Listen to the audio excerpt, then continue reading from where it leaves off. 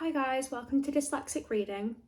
Today I just thought I'd do a sit down, chatty, casual video, just giving some of my standout book recommendations that I'd recommend to somebody who was trying to get back into reading or maybe is in a book slump. Just some easy reads basically that are really engaging and have great character progression. It's kind of addictive and will keep you hooked in.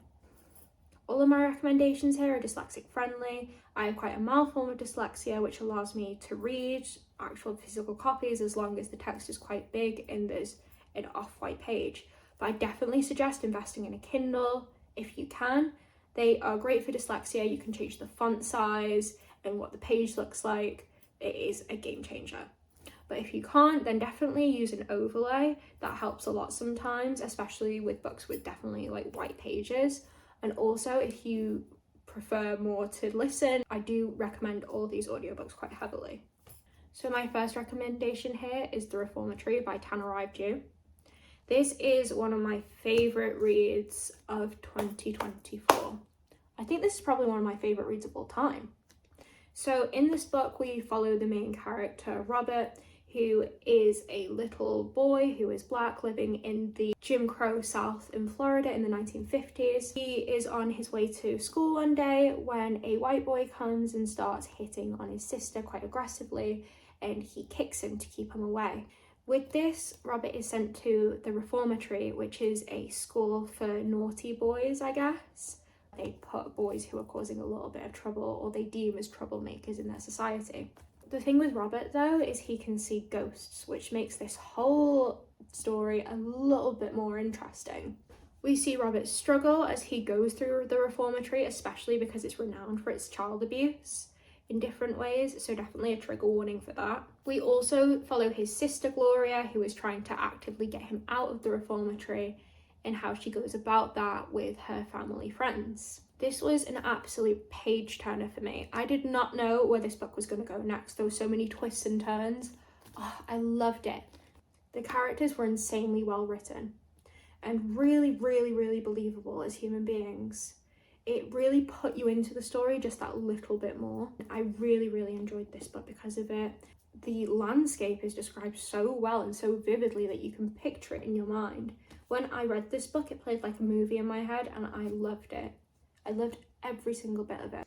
While I was reading this, I don't think the audiobook was out yet, but I think it is now. So I'd definitely go and give that a little listen to if maybe you're not too into reading itself and want to have more of an auditory experience. Or you can do an immersive read where you listen to the audiobook while following it in the book itself. The text for this is actually pretty large, as you can see, and the pages are definitely off-white, so that helped a lot for me to be able to read bigger chunks in more periods of time. But yeah, this is such a 5-star read for me. It is extremely educational and should be taught in schools. It's important that we remember these times in this kind of history, especially with the way that politics are flowing today. It made me feel all of the emotions, happy, sad, in absolute suspense and terror of what was going to happen next to poor Robert. I would highly recommend this 5-star book. So the next book that I'm going to recommend is Bunny, which is a little bit controversial, especially around the reviews I've seen on Goodreads,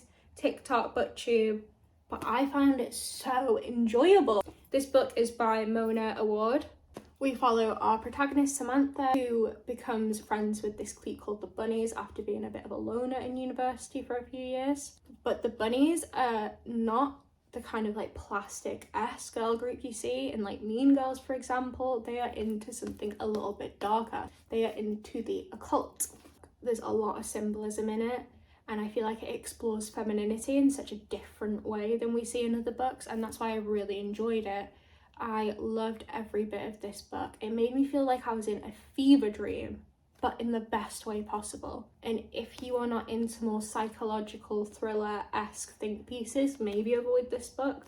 But if you want to try something new or even be pushed out of your comfort zone, I would highly recommend this book. I gave it 4 stars. And also what I think is really cute in it is they use emojis in the text to say what they've said to each other. For example, like you have the part where Samantha is invited to hang out with them through this kind of like literature book club-esque event called the Smut Salon, and you can just see the little smiley faces they use, and I think it's just the sweetest thing, and it really adds to that overt theme of femininity we see all the way through this, and how it can be in a way tied to more creepy themes. So on this theme of more psychological thriller horrors, I guess, we can definitely recommend this beast, The Shining by Stephen King. I was really skeptical when I first picked this up. I thought to myself, it can't be as good as everybody says. I watched the movie before and I was a fan of the movie. I even had a hoodie with The Shining on it. Well, The Shining. I had like the two little girls on the back. It was a whole vibe. But I did really like this book. I really liked it. Enough to give it 4 stars. I even listened to the audiobook, which was crazy.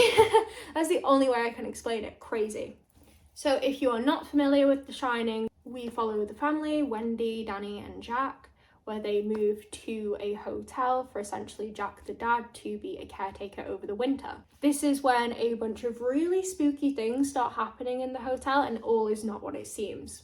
It is definitely a ghost story with really thrilling and suspenseful scenes. I would definitely recommend this to some of my older readers out there. There are some scenes in it which are a bit like, ooh. I found the book quite dated, but that was because it was written like quite a while ago. It uses some quite outdated words. As long as you kind of compartmentalize that, I think you'll be okay. But the writing, dense. So I definitely suggest maybe reading it on Kindle or having the audiobook to go along with it. It's a lot easier, and it helped me to kind of process and retain all the information from it, rather than me like reading one kind of sentence and then accidentally skipping to another. Stephen King as a writer is really good at focusing on characters and making them believable and having more of a horror aspect in them themselves, which I also really enjoyed in this book. It was quite good. I gave this 4 stars. It had a lot more deeper character exploration in than the movie, and we got more context. I think it's better than the movie. Controversial opinion. But you get a lot more idea of why the Overlook Hotel is doing this to these people, rather than it just being like, oh, because it wants to. To shake things up now, I'm going to recommend more of a historical fiction called The Nightingale by Kristen Hanna. This book I read at the back end of 2024, and I wasn't expecting much from it, but I loved it so much. It follows sisters Vivian and Isabel, who are living in France while it's occupied by the Nazis through World War II, and it really explores what happened in that time in France through like food shortages, the oppression of the French people. Very educational read.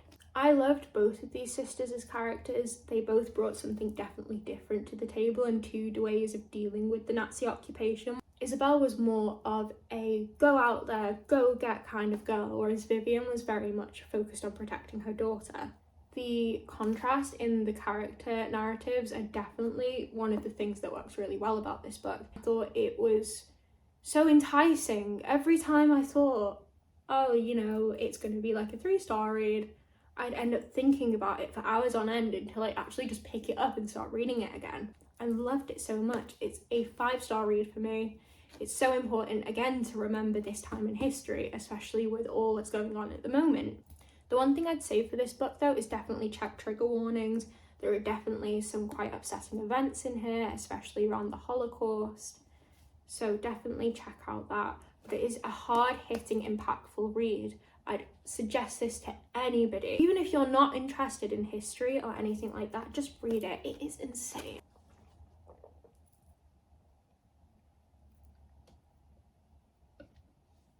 Quenched. So sticking with this theme of historical reads, I have The Invisible Life of Addie LaRue. I finished this book like last week. This is an extremely new read for me, and it's been on my shelf for nearly 2 years. Everybody was telling me to read this book, I just never got round to it, and when I finally did, oh my gosh, was it worth it. This follows a young girl called Addie, where she is a 17th century woman living in a small village in France, and she makes a deal with the darkness to avoid a wedding that she's being forced into and everything kind of spirals and transpires from there. This deal consists of Addie essentially being able to live freely, however she is tricked, and the con of the deal is actually she is forgotten by everybody she meets. I just love how this main character, despite all odds, just trenches through, and she sees everything and finds enjoyment out of something that is so awful that happens to her. I really love the historical aspects in this. Once again, I found the transitions of time from around 1714, I think it was, to modern day. I really like that. The one thing I thought about this book though is I was not a fan of the actual love interest. I was much more of a fan of the other love interest. And if you've read that, you'll know what I mean. But that does not deter you from reading this book. Honestly, you'll love it. I also really love the cover. Like, look at this. It has little forget-me-nots on it. That is so on brand. This is the first book I've ever read from V.E. Schwab, and I will definitely be reading more books by this author. I definitely want to read Gallant. I think that's the name of it, but we'll follow that together at some point. If you have not heard about Diavola, then that is completely fine, but I heard a lot about it this summer. And initially I was like, okay, I have not read a good ghost story in a very long time, so I'm very skeptical. And then page to page, cover to cover, just annihilated. I loved this ghost story. This story follows our main character, Anna, who goes on vacation with her family to a villa in Italy, and it is in a very remote little village. The book has themes of isolation, toxic family dynamic, and we see horror portrayed through these family dynamics as well as going on in the actual villa itself, which I really liked. It shook it up a little bit for me. I did find this book quite scary. I am not even gonna lie, I did have thoughts while I was lying in bed at night that Diavola would come for me, but I wasn't in Italy. I was in England, so that couldn't happen. I would say this is the perfect summer read if you are going on vacation or maybe you're spending time at home this summer. Just definitely give it a read in the sun. It will make you feel transported to this villa. I felt watched while I was reading it, which I really like. That is a sign of a great book. If you are feeling the feels that they are trying to make you feel, then that is the sign of great writing. This is quite a short book as well, sitting at 322 pages. It is easier to get through than something like maybe the thickness of The Invisible Life of Addie LaRue, which is about nearly 500 pages, I think. So if you want more of a quick, spooky read this summer, then definitely opt for Diavola. I gave it 4 stars. I just really, really loved all the dynamics going on and the character explorations and how horror isn't just a genre to push these kind of supernatural themes on you, but it can also be experienced in everyday life through different dynamics and different kind of gaslighting through other people. So I'm going to stick with this theme now and recommend a little bit of a left field book, which is Pretty Girls by Corinne Slaughter. I have seen this recommended quite a lot, but I never really actively wanted to read it until I saw it on a deal, where I thought, okay, maybe it's time here. This follows 2 sisters, Claire and Lydia, and how they're dealing with the disappearance of their 3rd sister that happened 2 decades before. When new disappearances of teenagers start to happen and are pretty much very similar to their sisters, they start to get suspicious and explore that a little bit more. I did really enjoy this book. I thought that one of the characters in this book was so unnervingly creepy. I had fear of this man. I don't know why, I just had a great fear of this man the whole time. And I think an author that can achieve that fear, somebody who is so unreal and is a word on a page, is exceptional. I cannot describe how paranoid I was after reading this book as a young woman. Definitely trigger warnings for this book. It gets very graphic and there are a lot of quite heavy themes. These themes weren't used in a distasteful way. They were used properly to make the story what it is, which I think is also really great, is sometimes authors tend to add really heavy themes in to make their story seem better when it doesn't do anything except make you think, okay, that says a lot about the author that they've used this theme as a device to further their own book. Whereas the heavy themes used in this book were definitely necessary to the story. They added to the story, they were relevant.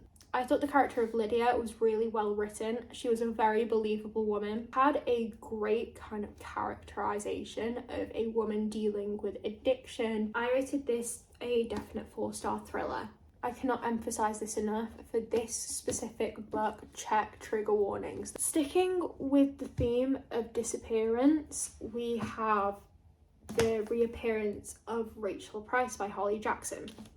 I saw this as it came out and I thought to myself, well, I'm not reading anything at the moment, so I might as well pick it up. And pick it up, I did. I loved this book so much. I didn't expect to love it, but I did love it.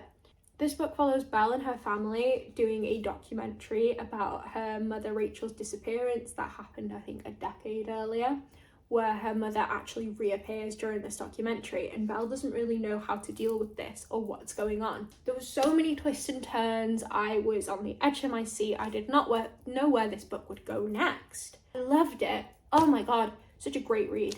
The audiobook, loved. So compelling. The voice actress just kept me in there the whole time. If you love A Good Girl's Guide to Murder, then I definitely suggest this book. I got it in hardback, and this is kind of like the more hardback cover. It's nothing special about it. It wasn't a special edition, but it's just really pretty. I thought I'd show you it to flex, really. Even if you think you won't like it, I'd say just pick it up. Don't be deterred by the fact that it is YA. Just pick it up and have a go. It was just a great crime mystery that was so well written and so easy to understand. Definitely a 4-star read. Now I'm going to discuss some of my absolute all-time untouchable reads. This one may not be a shock at all, but I am very much an ACOTAR girly.